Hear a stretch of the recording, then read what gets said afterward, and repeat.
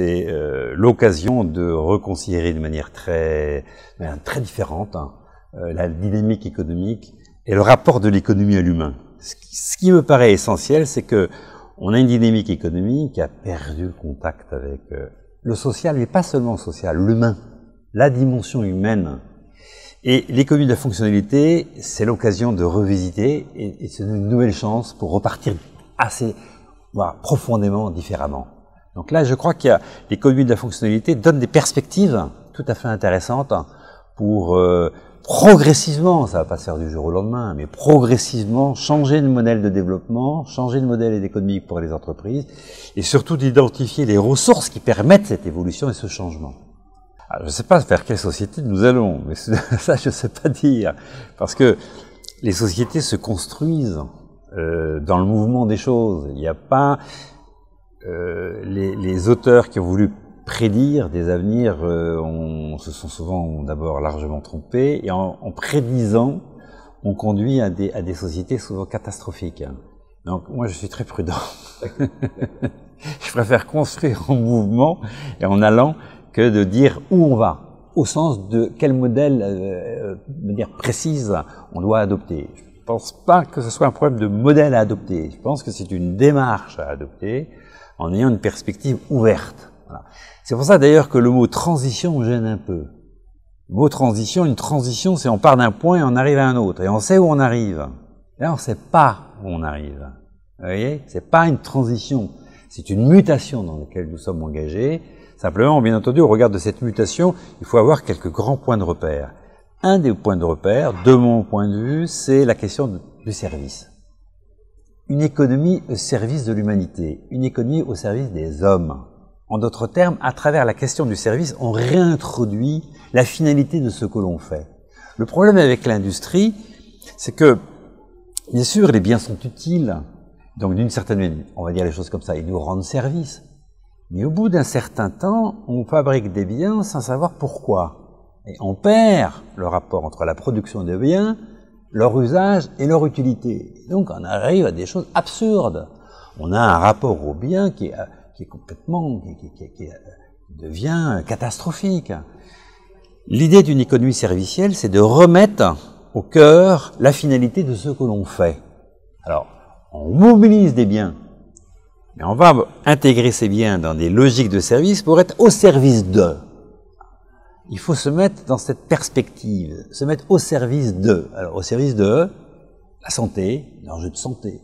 Au service d'enjeux éducatifs, d'enjeux de connaissances. Se mettre au service de la mobilité, c'est-à-dire de la mobilité des personnes. Voilà. C'est cette démarche qu'il faut réintroduire. Et l'économie servicielle, cette expression d'économie servicielle, c'est l'idée que il faut se mettre en perspective les effets de service que nous proposons dans les organisations productives. Donc, on peut avoir, si vous voulez, des entreprises de services qui ne sont pas dans une logique servicielle. On peut avoir des entreprises de services dont la finalité, c'est de vendre. Je ne vais pas prendre de marque, mais la restauration rapide. La restauration rapide, on voit bien comment ils développent leur activité, mais les produits sont standardisés, on ne se met pas au service de qui que ce soit.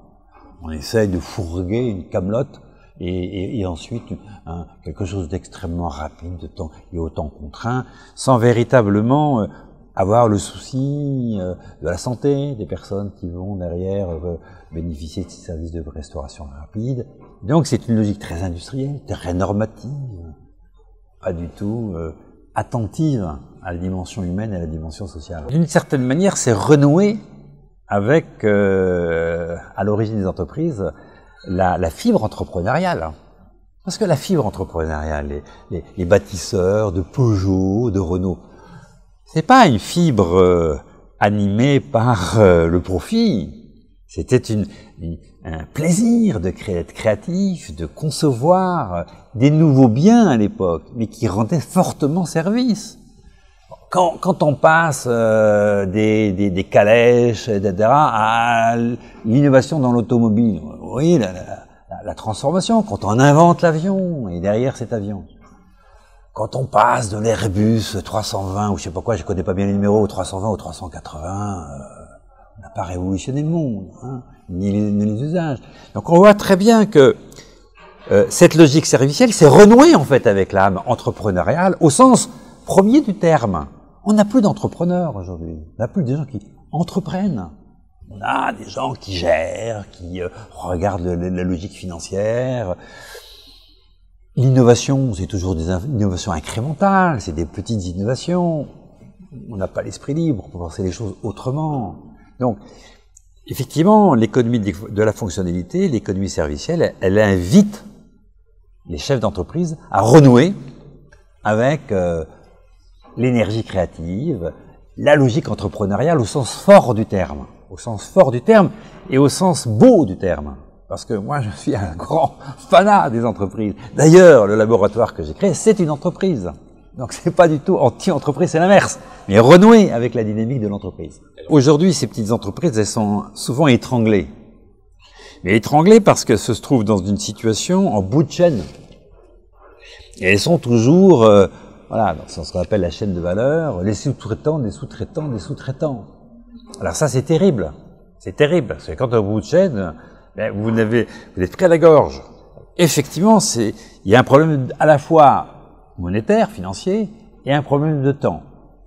Donc il faut reconsidérer la gestion du temps. Comment s'y prendre? À un moment donné, il faut que les gens, les chefs d'entreprise, y compris des PME, prennent sur eux et accordent du temps à une réflexion, un retour d'expérience, reviennent sur les choses essentielles de leur propre rapport à leur entreprise. Qu'est-ce qu'ils cherchent à faire? Là, on ne peut pas compter le temps quand on a un chef d'entreprise. Ça fait partie de la beauté du geste. Ça fait partie de la beauté du geste. Moi, je ne compte pas mon temps. Voilà. Pour moi, on est encore au début de l'économie de la fonctionnalité.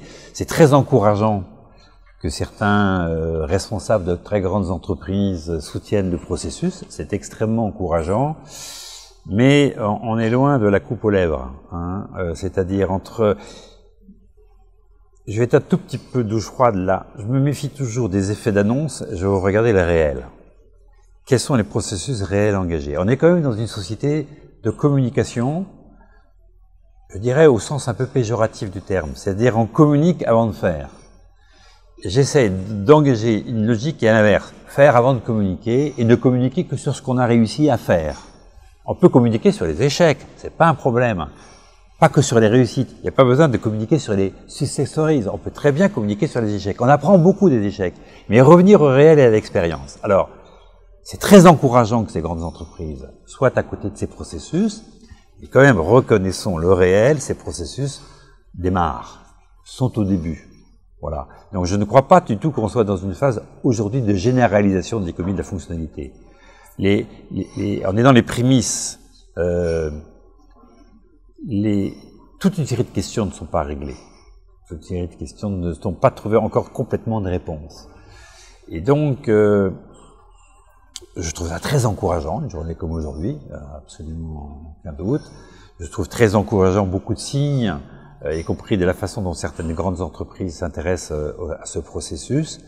Mais en même temps, voyons, soyons réalistes, hein, et donc regardons les choses par rapport au réel. Souvent on me dit, mais vous êtes un intellectuel. Oui, mais je suis un intellectuel, mais je suis extrêmement réaliste. J'ai peut-être de temps en temps la tête dans les étoiles, mais j'ai surtout les pieds dans la glaise. Et je veux absolument garder ça, et pas partir dans pas prendre ses désirs pour des réalités. Avoir des désirs, mais les confronter au réel.